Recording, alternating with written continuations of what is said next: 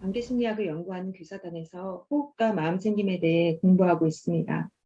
오늘 코로나 3년 차를 맞이하며 여러분에게 호흡에 관한 이야기를 전해드리려고 이렇게 왔습니다. 코로나19로 아이들도 무척 힘들어하고 있는데요. 제가 만나고 있는 학교 현장의 아이들은 코로나 3년 차를 맞이하면서 계속되는 가장 큰 고통으로 마스크를 꼽았습니다. 마스크를 쓰고 있으면 친구의 얼굴을 알아보지 못하고 또 표정을 제대로 못 알아맞추기 때문에 저학년일수록 비언어적인 의사소통을 이해하지 못하는 그런 어려움이 있습니다. 고학년부터는 원격 수업도 병행해왔기 때문에 친구도 만나지 못하고 학교에 가도 마스크를 쓰고 있어서 이야기를 잘 하지 못해서 관계를 맺는 부분에서 많은 부족함을 느꼈습니다. 이런 상황이다 보니까 평소에 내향적이었던 성격의 아이들은 더더욱 자기 표현을 하는 것을 어려워하고 또 친구 관계에서 부족함을 많이 느꼈습니다. 이렇게 아이들에게 있어서 가장 큰 문제는 사회적 경험의 박탈인데요. 언론이나 사회에서는 학력 문제만 부각하고 있습니다. 아동 청소년의 삶에서 코로나19가 가져다 주는 문제는 총체적인 문제이므로 총체적인 접근을 하면서 바라보아야 하는데요. 먼저 첫 번째로 신체 활동이 줄어들면서 아이들의 비만이 심각해졌습니다. 소아 비만은 성인이 되었을 때 당뇨나 고혈압, 고지혈증, 심장질환 등의 성인병의 위험 요인으로 자라날 수 있기 때문에 주의가 필요하고요. 두 번째로는 보이지 않는 교육 과정이 많이 사라졌다는 것입니다. 학교를 오가면서 만나는 사람들과 인사를 나누고 또 친구 관계를 맺고 몸을 움직이고 몸의 언어를 이해하는 것. 또 친구, 부모님 이렇게 만나서 함께하는 사회적 경험, 또 여러 가지 학교 행사가 줄어들면서 소중한 추억을 맺을 기회가 없어졌다는 것이 또 심각한 문제입니다. 결국에 발달과 성장 면에서 코로나 시기에 아이들은 코로나가 아닌 시기보다 절반 이하의 경험을 하고 있다고 볼 수 있고요. 마스크를 쓰고 또 가림막을 한 상태 또는 원격 수업을 함으로써 사라져가는 아쉬운 많은 것들이 있습니다. 학교를 다니면서 맺을 수 있는 중요한 추억들, 또 소중한 친구들을 맺을 기회 같은 것들이 많이 없어지고 있고요.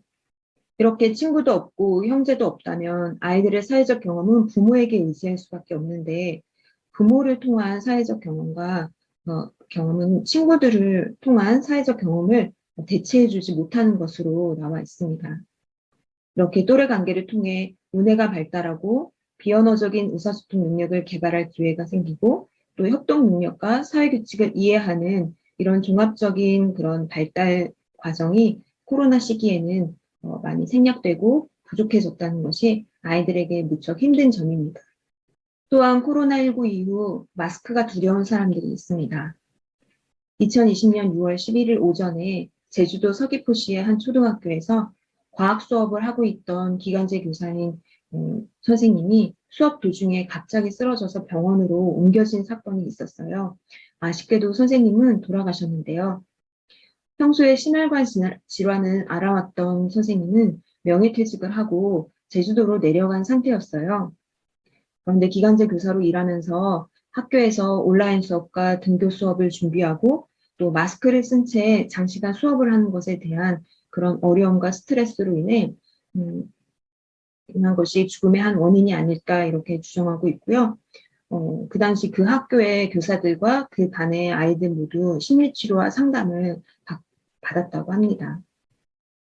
또한 코로나19를 막는 필수 요소가 된 마스크가 일상화된 시대에서 이제 어려운 문제가 있는데요. 만성호흡기 질환자의 경우 마스크를 쓰는 것이 오히려 이제 호흡을 곤란하게 만들어서 어려움을 겪는데 비행기 기내에서 마스크 착용을 강요받았다가 과호흡을 겪은 그런 사건도 있었고요. 또 만성호흡기 질환자의 경우 마스크를 쓰고 대중교통을 이용하다가 호흡곤란 증상이 나타나서 급하게 내리는 그런 일들도 종종 있었습니다. 이렇게 만성 폐쇄성 폐질환이나 기관지염, 천식, 폐기능이 약한 환자들의 경우 마스크를 착용하는 것이 기도 저항을 높여와서 호흡 활동을 증가하게 돼서 다른 기존의 질환들이 악화될 수 있어 주의가 필요합니다. 이렇게 폐기능이 낮은 만성 질환자가 마스크를 쓸 경우에는 산소 부족으로 인한 호흡 곤란 악화가 일어나고 저산소증, 또 고이산화탄소 혈증, 어지러움, 두통 같은 것들이 발생할 수 있어서 아무도 없는 그런 개별 공간에 가서 마스크를 잠깐 벗고 숨을 잘 쉴 수 있도록 휴식을 취하거나 또는 이제 외출을 삼가하는 그런 일들이 있고요. 또는 물을 잘 가지고 다니면서 중간중간 마셔줘야 되는 그런 주의사항이 따릅니다. 이렇게 코로나19를 막는 필수 요소가 된 마스크지만 또 이제 부작용을 생각할 수가 있는데요. 코로나19를 극복하기 위한 마스크 착용은 이제 필수가 되었지만 호흡기가 약해질 수 있는 그런 문제점도 있습니다. 일단은 마스크 자체에 묻어있는 그런 먼지, 그리고 일회용 마스크인데 이걸 연달아서 착용함으로써 생기는 그런 문제가 있고요. 그리고 이렇게 블로킹 효과로 당장의 환자는, 호흡기 환자는 줄어들지만 자연스러운 접촉으로 생길 수 있는 면역이 줄어들어서 호흡기 질환자에게 취약한 부분이 생길 수 있습니다. 이렇게 마스크를 쓰면서 답답하기도 하고 또 이 호흡이 이렇게 중요해지는 것들이 계속 생기고 있는데요. 호흡을 잘 하려면 어떻게 해야 할까요? 지금부터 저와 함께 호흡의 세계로 들어가 보겠습니다. 지금 여기 그림에 보이시는 것이 이 코호흡을 한 사람과 입호흡을 한 사람의 장기적인 시간이 지난 후에 얼굴의 외형 변화를 지금 보고 계신데요. 코가 아닌 입으로 숨을 쉴 때 혀가 입 천장에 놓이지 않고 입 바닥에 혀가 놓이게 됨으로써 이게 장시간 계속될 경우에 얼굴에 좋지 않은 영향을 미치고 결과적으로는 얼굴 외형의 변화까지 가져오게 된다는 것을 보여주는 그림입니다. 이 구강호흡, 입호흡의 부정적인 영향을 완벽하게 보여주고 있는 그림인데요. 이렇게 보시면 코호흡을 한 사람은 이렇게 기민한 눈빛을 가지고 눈동자를 가지지만 눈을 가지지만 이 입호흡을 하게 되면 이렇게 피곤한 눈을 가지게 되고요. 그리고 코는 이렇게 곧게 뻗게 되지만 입호흡을 하게 되면 비뚤어진 이런 코를 가지게 됩니다. 그리고 평상시에 의식하고 있지 않을 때 입을 항상 닫고 있는 것이 코호흡을 한 사람이라면 이렇게 약간 입을 해 벌리고 있는, 좀 입을 벌리고 있는 그런 모습을 보이고 있는 게 입호흡을 한 사람이고요. 코호흡을 한 사람은 이렇게 턱이 바르게 잘 성장이 되어 있는데 입호흡을 한 사람은 턱이 이렇게 함몰되어서 뒤로 이렇게 많이 물러나 있는 그런 형태를 보입니다. 그리고 입호흡을 한 사람은 이렇게 목선도 잘 이렇게 쭉 뻗어 있지만 호흡을 한 사람은 이렇게 턱에 경계가 없고 여기가 이렇게 좀 늘어져서 목까지 이어져 있는, 앞으로 좀 이렇게 돌출되어 나오는 그런 목의 형태를 가지고 있고요. 코호흡을 한 사람은 턱이 잘 발달되어 있지만 입호흡을 한 사람은 턱이 이렇게 좀 좀 앞으로 쏟아지는 그런 턱을 가지고 있습니다. 그리고 전체적으로 얼굴이 좁은 얼굴형을 가지고 있고요. 그리고 좀 빈약한 그런 광대뼈가 빈약한 있는 모습이지만 코호흡을 한 사람은 이렇게 광대뼈도 잘 성장되어 있고 잘 발달되어 있고 턱도 잘 발달되어 있는 그런 모습을 볼 수 있습니다. 이것에 대해 주의한 사람이 또 한 명이 있는데요. 또 영국의 치과 의사인 존 뮤 박사입니다. 이분은 1900년대에 이미 이 현대인들의 식단이 대부분 부드러운 음식과 또 액체로 이루어져 있어서 이게 씹지 않기 때문에 턱을 거의 사용하지 않아서 턱이 힘을 받지 않아가지고 계속 턱선이 약해진다는 것을 발견을 했어요. 그래서 현대인의 생활 방식은 결국에 이렇게 함몰된 턱선을 가져온다. 그래서 이것을 예방하기 위해서 뮤잉이라는 운동을 해야 된다라고 이분이 만들었습니다. 그래서 입으로 숨을 쉬는 아이들을 보면 턱이 제대로 발달하지 못하고 기도가 손상되어 있고 입으로 숨을 쉰 어린이는 그 입 안의 공간이 작고 그 안에 혀가 들어갈 자리가 충분하지 않아서 계속 이제 코골이를 발생시킬 수가 있고 또 손상된 기도가 더욱더 이렇게 좁혀지는 그런 문제가 생긴다는 것을 알고 뮤잉 운동법을 만들어서 이걸 생활 습관으로 이걸 하게 되면 교정기를 끼지 않아도 얼굴 형태가 좋아지고 또 호흡을 잘하게 된다라고 했습니다. 그래서 이 방법은 일단 혀를 입 천장에 붙이는 건데요. 입 천장에 앞니에 닿지 않게 위쪽에 붙이고요. 그리고 입을 닫습니다. 그리고 호흡은 코로만 숨을 쉬고요. 음식을 삼키게 될 경우에는 충분히 제대로 씹고 그리고 음식을 다 목 뒤로 넘길 수 있을 때까지 그렇게 충분히 씹는 것을 강조했고요. 껌을 이용한 그런 뮤잉 운동법도 있습니다. 그래서 이 뮤잉 운동법을 하게 되면 이런 무호흡증, 수면 무호흡증을 개선할 수가 있고 호흡과 삼키는 문제 같은 것들이 좋아지고 또 턱관절이 좋아지고 부비동염 같은 것도 개선된다고 합니다. 네, 인터넷에 뮤잉 운동법을 이렇게 검색해 보시면 실제로 따라서 해보실 수 있는 여러 가지 동영상이 잘 나와 있습니다. 오늘 마지막으로 같이 할 이야기인데 이제 에길 하볼드의 붉은 원숭이 실험 이야기인데요. 에길 하볼드는 붉은 원숭이들에서 코를 다 막고 입호흡을 한 원숭이와 코호흡을 한 원숭이를 나누어서 그 어떤 모습을 보이는지를 실험을 했어요.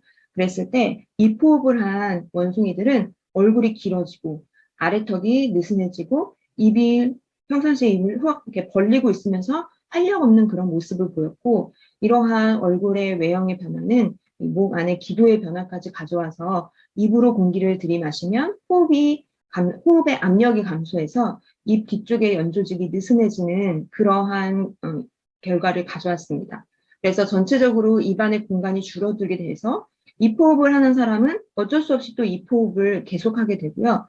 코호흡을 하게 되면 목 뒤쪽에 있는 느슨한 조직들에 부딪히는 공기 압력이 있기 때문에 기도의 폭이 점점 넓어져서 또 코호흡은 숨쉬기가 쉬워지고 그리고 조직과 근육이 더 넓게 개방되어서 호흡을 하던 사람은 다시 그 다음에도 코호흡을 하기 좋아지는 그러한 효과를 가져왔습니다. 우리가 입을 벌리고 자게 되면 중력으로 인해서 목과 혀의 연조직이 아래로 끌어당겨져요. 그래서 기도가 닫히고 그렇게 되면 코 고리를 하고 수면 무호흡이 일어날 수 있습니다. 잘 때 입을 벌리고 자면 이렇게 코골이와 수면 무호흡이 길어지면 혈액 내의 산소 농도가 90% 이하로 떨어지게 됩니다. 그러면 심부전이 올 수 있고요. 우울증과 기억력 감퇴, 또 심하게는 조기 사망까지 일어날 수 있습니다. 입호흡을 하면 혀와 입천장이 마르게 돼서 신체 수분의 40%도 잃게 되는 그러한 부작용이 있습니다. 우리가 숙면을 취하게 되면 우리 뇌의 뇌하수체에서는 아드레날린, 엔돌핀, 성장 호르몬, 바소프레신 같은 각종 분비물 조절 호르몬을 내보내는데요. 만성적인 수면 무호흡으로 숙면을 취하지 못하게 되면 바소프레신이 정상적으로 분비되지 않습니다. 그렇게 되면 신장은 물을 방출하게 되고 소변의 필요성을 유발하게 돼서 더 많은 물을 섭취해야 돼 이런 신호가 뇌에 전달이 됩니다. 그래서 밤중에 자다가도 목이 타고 오줌이 더 마렵다 이런 생각이 들어서 자꾸 깨게 되는 것은 바소프레신 결핍 때문입니다. 코호흡을 못하면 만성 불면증에 시달리게 되는데요. 코골이와 수면 무호흡으로 야간의 요실금, 또 야뇨증, 더 심하게는 ADHD, 주의력 결핍, 과잉행동 장애가 일어날 수 있습니다. 또 당뇨, 고혈압, 암으로 발전할 수 있는 것이 바로 코골이와 수면 무호흡입니다. 아무리 짧은 기간이더라도 어린이의 경우 코골이와 수면 무호흡 기간이 있다면 아이에게 학습장애, 기분장애, 혈압의 이상이 올 수가 있습니다. 일본의 연구에서도 이 입호흡을 한 쥐와 코호흡을 한 쥐를 나누어서 연구를 했는데 입호흡을 한 쥐들은 코호흡을 한 쥐들보다 뇌세포 수가 더 적었고요. 그리고 미로 탈출을 하는데 2배의 시간이 걸렸던 그런 연구 결과가 있습니다. 그러니까 인지 능력에서도 그런 차이를 보였다는 것이 나타나 있습니다. 2013년 인체 실험에서도 입호흡은 ADHD와 관련된 뇌의 전전두엽 피질에 산소 결핍을 가져온다는 그런 결과가 밝혀져 있습니다.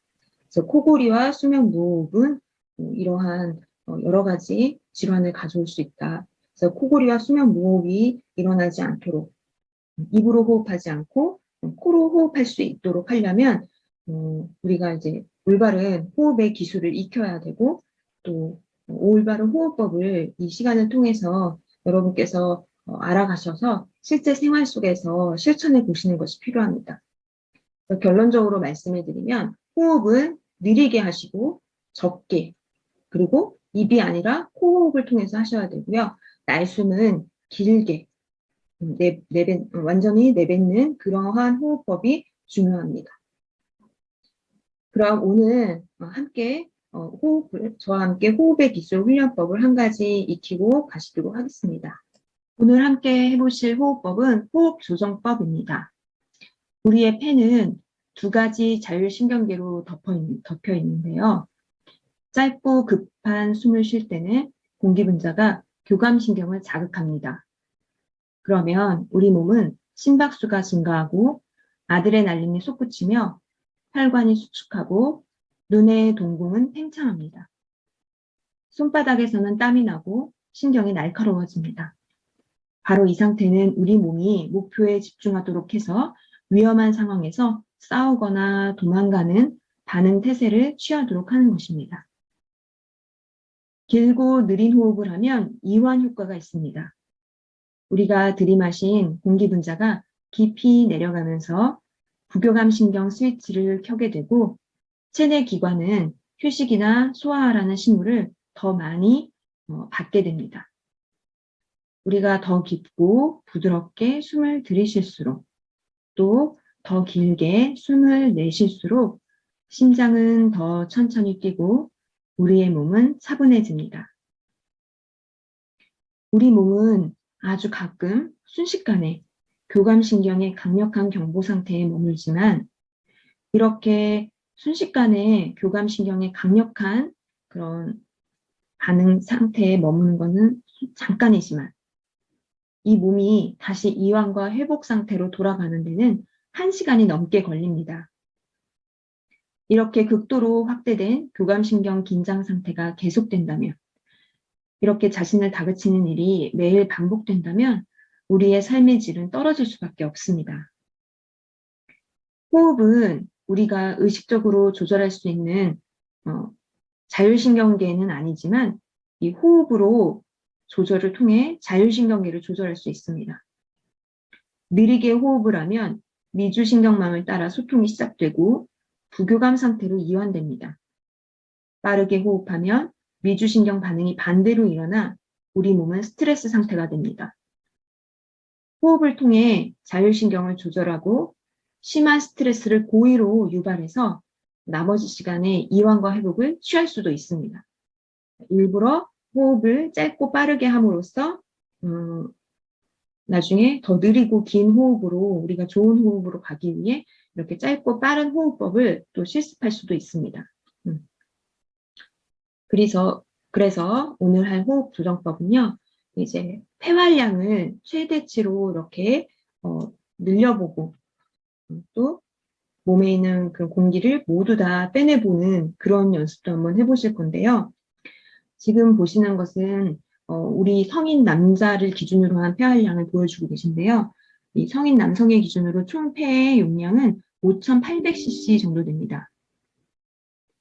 평소에 우리가 한 번 들숨을 쉬고 또 날숨으로 내뱉을 때의 공기량은 500cc 정도 됩니다. 그래서 여기서 왔다 갔다 하는데 그러다가 들숨을 최대치로 들이마시게 되면 그것은 약 3000cc 정도 되고요. 여기서부터 여기까지 3000cc 정도 되고요. 또 보통 안정시에 호흡할 때는 1분의 호흡은 약 20회 정도 하고 1분에 흡입하는 산소량은 약 250cc 정도 됩니다. 들숨 안에는 산소가 21% 정도 들어가 있고요. 이산화탄소는 0.04%, 공기 중에 있는 이산화탄소 양과 같습니다. 날숨에서는 산소량은 날숨에도 산소가 있습니다. 거기에는 16% 정도의 산소가 있고요. 이산화탄소는 4%, 거의 100배죠. 들숨의 100배 정도의 이산화탄소가 날숨에 들어 있습니다. 그래서 이 평상시에 우리가 깊이 내뱉는다고 할 때는 여기까지 내려가고 우리가 깊이 들이마신다고 할 때는 이렇게 올라가고, 여기서 폐활량이랑 우리가 숨을 끝까지 들이마시고 또 끝까지 내뱉고 하는 이것을 개인이 가지고 있는 폐활량이라고 합니다. 성인의 남자 기준으로 약 4,600ml 정도 되고요. 우리의 폐는 숨을 다 내뱉는다고 해도 잔여 공기량이 1,200ml 정도는 항상 남아 있습니다. 그러면 호흡 조정법 훈련을 안내해 드리겠습니다. 먼저 편안하게 앉아서 척추를 세우고 턱과 몸은 일직선이 되도록 앉습니다. 손은 편안하게 무릎 위에 올려놓으시고요. 몸은 펴지만 경직되지 않게 자기 몸의 편안함을 찾습니다. 다음으로 코를 부드럽게 코로 코호흡을 하면서 숨을 들이쉬면서 더 이상 들이쉴 수 없다 생각이 들 때까지 하나, 둘, 셋, 넷 이렇게 세시면서 다시 하나, 둘, 셋, 넷 이렇게 1부터 10까지 세기를 반복하면서 끝까지 숨을 코로 들이마십니다. 이랬을 때 우리의 횡격막은 아래로 내려가면서 풍선이 커지듯이 우리 폐가 이렇게 안에 공간이 넓어지게 됩니다.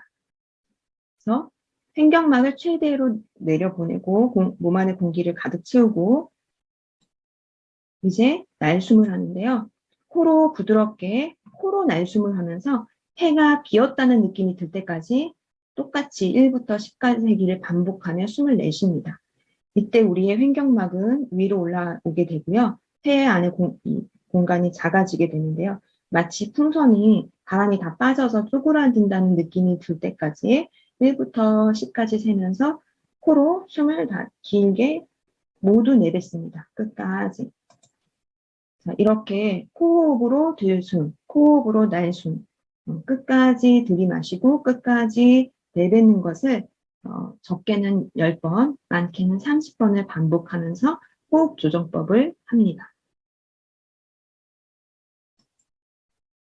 이렇게 호흡 조정법을 하게 되면은 우리 몸에서는 어떤 효과가 있는지 같이 한번 알아보시겠습니다.